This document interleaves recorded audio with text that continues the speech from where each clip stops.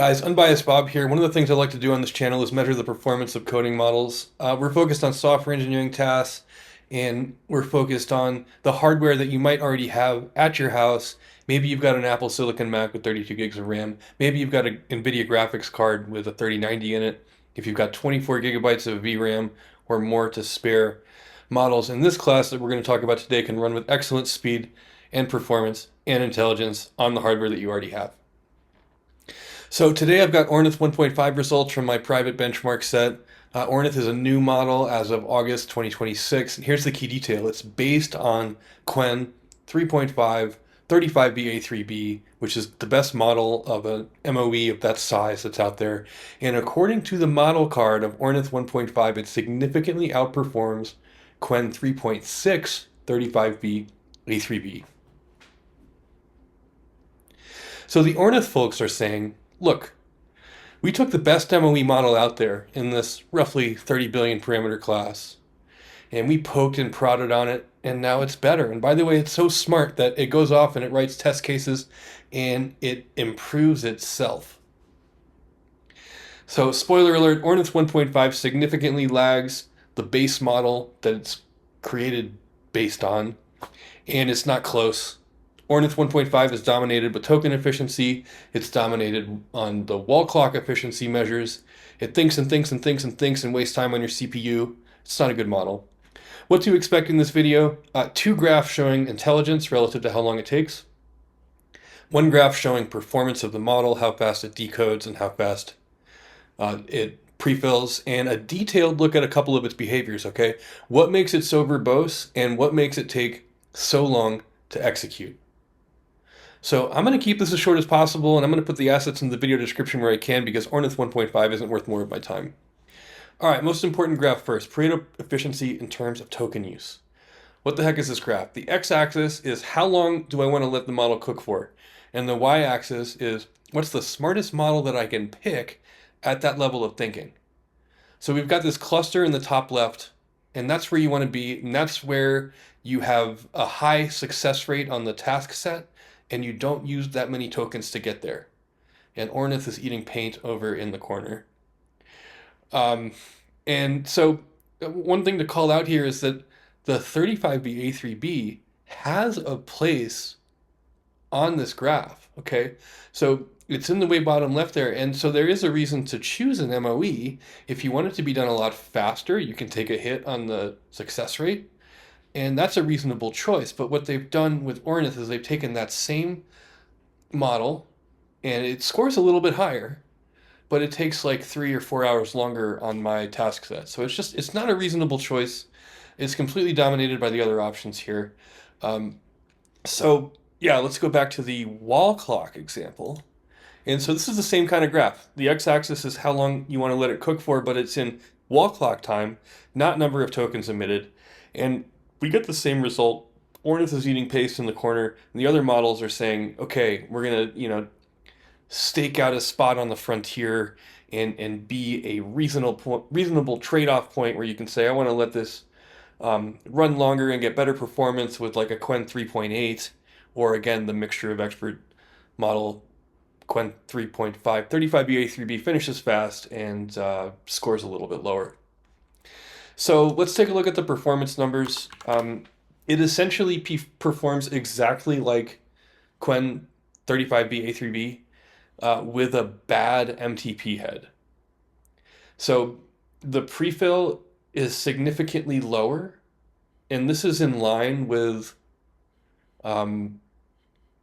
just having more context. And so I'm going to sneak a bonus graph in here. You got to watch out for that. But the bonus graph is showing the prefill speed as a function of the prompt length. And it has this sort of linear regime at the beginning, and then it takes off and looks more quadratic towards the end. And so the reason that Ornith has lower performance is just due to the longer context length. What I measured was that the difference in prompt processing speed is directly proportional to the difference in the average length of the context. So it just thought more and therefore slowed down as time went on. Decode speed is a very similar story. I'm measuring 3.6, getting 185 tokens per second, which feels super fast. That's a great level of performance. That's on a 4090. And then the Ornith 1.5 getting 116 tokens per second, which is also nothing to complain about.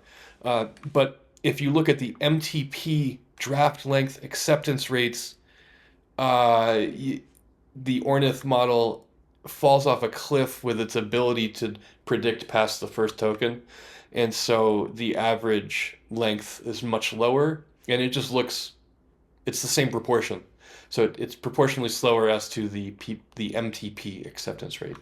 So in my eyes, the full story here is Ornith 1.5 performs like Qwen 35B because it is. That's what it is.